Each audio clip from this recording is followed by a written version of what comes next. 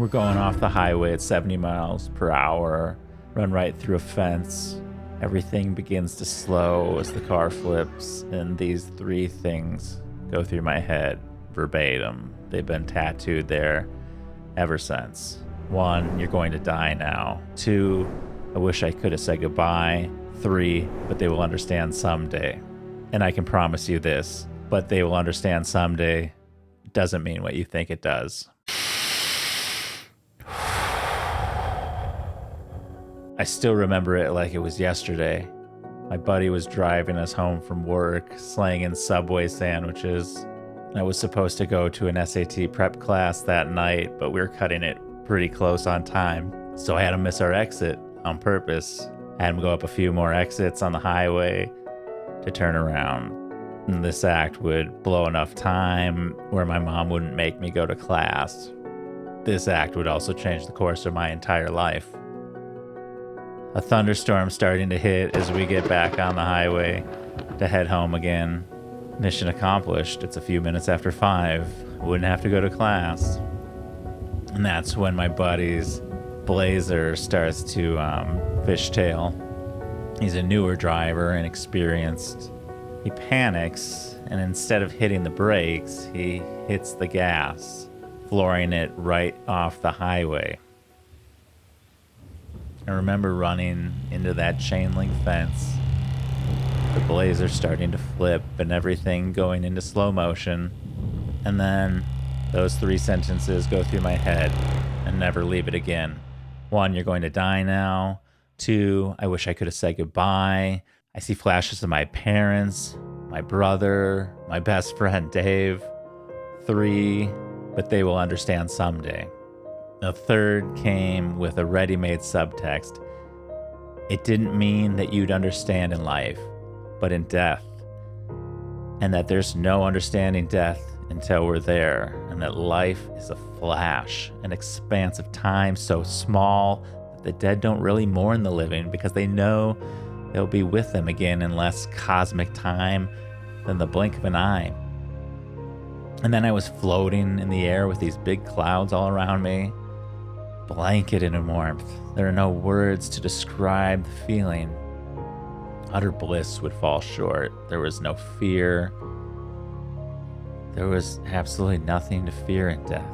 It was simply coming home again. And I remember this light appearing in front of me, this energy, God, the all, the universe, whatever you call it.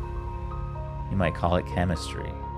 This light expanded into me and through me, and I was just vibration. I was a part of all. I do believe this was the moment that would explain what happened to me the next day. But this gentle being at that moment let me know that it wasn't my time yet. And that's when I came to, hanging upside down in the Blazer, and I remember seeing this man jump a fence and running full speed for the car as I'm hanging upside down. We'd managed to flip off the highway, rolling a few times in the process, down a hill and skidding to a stop in a business parking lot. My buddy had already crawled out, and there I was, just hanging there. And the blood was running into my eyes from all the shards of glass embedded in my face. And I'm in a complete daze, a total peace, and I believe now that I was in shock. But I wasn't sure what I was doing there. And I remember not being sure that I wanted to be there, not being sure that I wanted to be alive. It's like I wanted to be back with whatever I'd just experienced. I remember the paramedic in the ambulance telling me that I would have been dead if not for wearing a seatbelt. I don't think I was reacting to him much. I remember still being in this state when I got home later that night. It wasn't until I was in the shower that I just broke down completely. I still remember falling to my knees and just wailing and sobbing and having my entire body shaking violently. In retrospect, maybe that's just what happens when the veil of this life parts for you to take a peek behind the curtain. That's where the story ends, right? Nope. wish it did end there. At least I used to. You see, I woke up the next morning with this energy buzzing throughout my entire body. Not just a little shock, but a literal buzz, like something was alive within me. And it all went right into the center of my forehead. It'd be another 20 years until I understood that I'd undergone an instant Kundalini awakening. That's something that yogis work a lifetime to achieve. But it can happen in these moments of extreme trauma, often seen after a near-death experience. Sounds pretty cool, right? But when you're 17 years old and just trying to fit in, just trying to figure out how to talk to girls, it's not exactly something that you want to undergo. And done the work to achieve it. I just had this fucking energy buzzing through my body at all hours of the day. Light would literally flicker when I'd enter the rooms at times. Jesus Christ, I felt everything, every emotion of sadness within another person, the suffering of the human condition. It was like I could read someone's mind. I knew exactly what everybody was thinking or about to say. And I kept it all inside. I was a freak.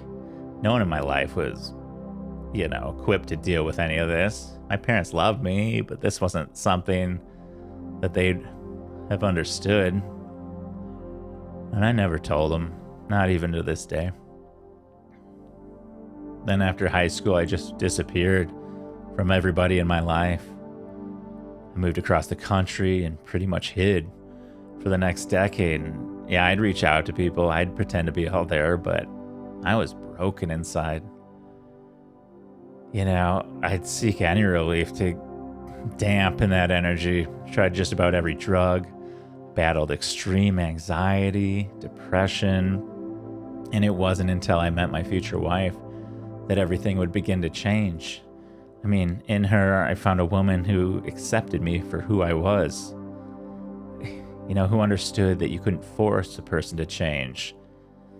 She allowed me to find the strength to change through her unconditional love and to change with time, slowly and deliberately.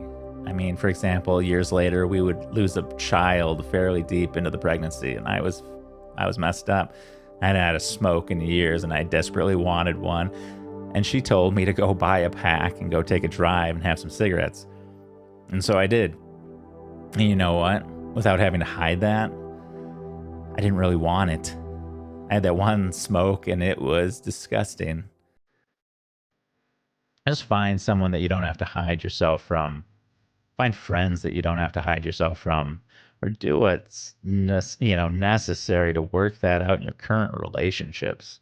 I know people who hide so many things from their partners, and I used to be that person.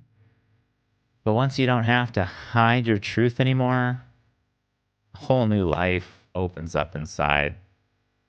It's like the ability to live and share your truth, and it's a privilege that you should never take for granted.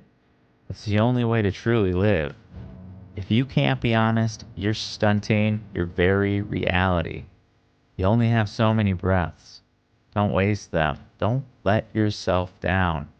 But remember this. I mean, there's a difference between just being an asshole and telling your truth, and each of us should know that boundary for ourselves. It wouldn't be until the death of my mother that the next miracle occurred. And some crazy supernatural shit followed in and around the time of her death. The incense at her funeral, the phone call. Stories for another video, I suppose. Speaking of future stories, if you could take this moment to like and subscribe, that'd be super helpful.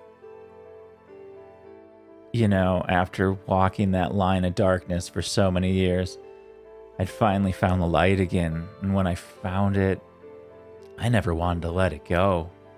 I'd eventually work my way off of Ativan and Lexapro. I stopped using drugs. And let me tell you something. The legal drugs are often worse than the illegal ones and harder to kick. I stopped drinking, not right away, but gradually, over time. And side note, this doesn't include psychedelics. I don't include those in reference to drugs or drinking. I mean, I successfully microdosed my way to cure the last, recurring anxiety. And I met God on psychedelics. So I meditate daily, I work out, and I write. I follow those 3 rules daily to never go back to anxiety and depression. There's 50 YouTubers who can teach you their rules and hacks for living a fully evolved life.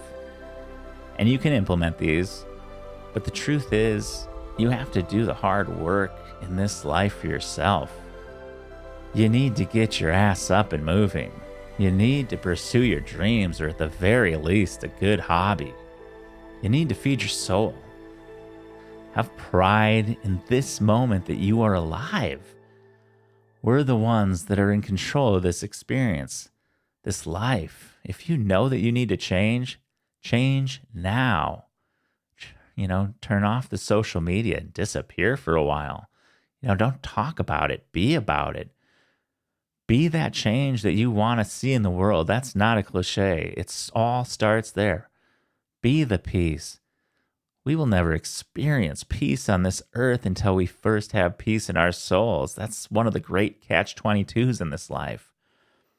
You will not see positive change in this world until you see that change in yourself.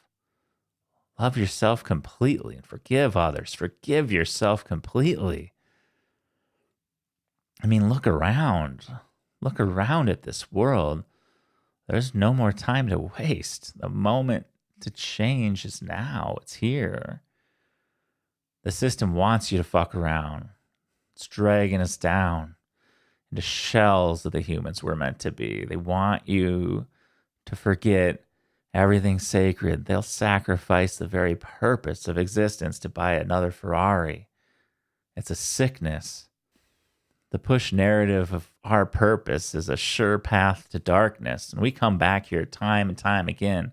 And every time we screw around, it just means coming back to get right what you got wrong the last time.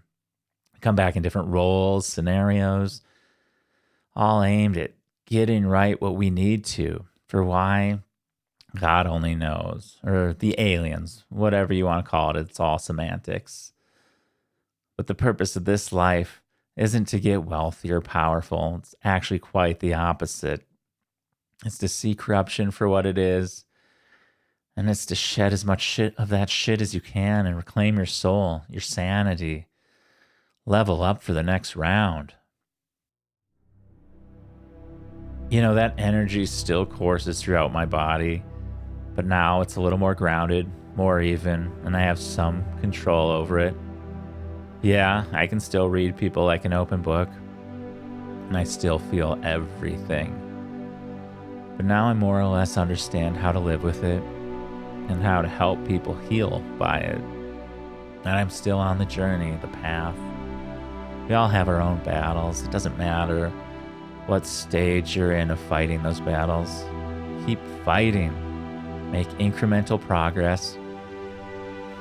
Small steps eventually turn to success stories. A giant leap rarely holds. And that brings me to why I'm here. I've finally stepped out of that shadow and into the light. And after a decade or more of hiding, I'm done. I'm here to tell you my story. All of it, man. The good, the bad, the ugly, all of it. I've lived a strange, spectacular life. And I fought my ass off to not only live, to thrive. There's more purpose to life than just existing. You can thrive and you should thrive, even in a dark world.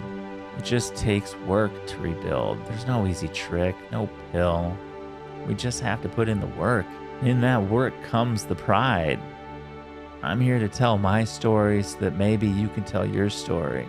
We can help lift the conscious vibration of this earth together. I mean, that's our only purpose, to lift the vibration of this earth for all mankind.